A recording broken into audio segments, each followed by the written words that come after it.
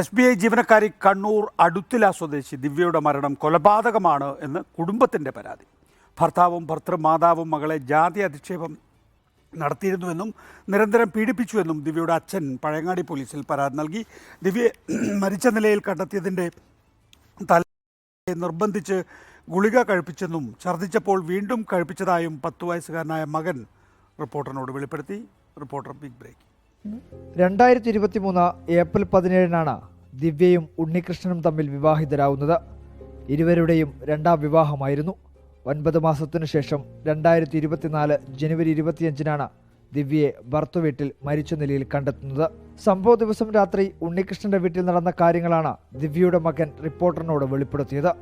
ദിവ്യയുടെ മരണം ആത്മഹത്യയല്ല, കൊലപാതകമാണെന്നാണ് കുടുംബം ആരോപിക്കുന്നത്. ആത്മഹത്യ വേറെ ഒരു കാരണം നമ്മൾക്കില്ല. ആത്മഹത്യ ചെയ്യൂല. എൻ്റെ മോൾ അങ്ങനെ ഒരിക്കലും ആത്മഹത്യ ചെയ്യുള്ളൂ എന്നുള്ള 100% ഉറപ്പുണ്ട്. അവൾ ആത്മഹത്യ ചെയ്യുള്ളൂ.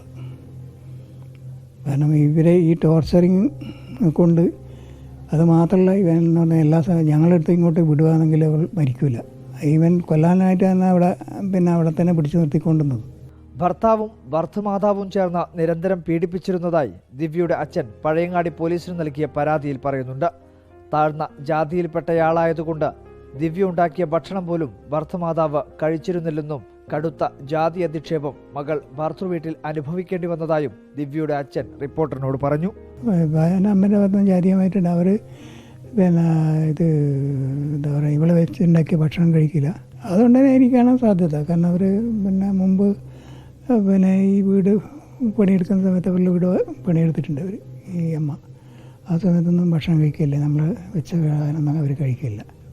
ഞാനൊരു താഴ്ന്ന ജാതിക്കാരന്, ഞാനെൻ്റെ മുകളിലെ താഴ്ന്ന ജാതിക്കാരതുകൊണ്ട് അതിനുള്ള ഏത് വിധത്തിലാണ് അതിനുള്ള നിയമാവശ്യം വെച്ചിട്ട് അതിനനുസരിച്ചുള്ളൊരു നിയമം ഇവിടെ കൂടി സ്വീകരിക്കണം എന്നാണ് എനിക്ക് പറയാനുള്ളത്.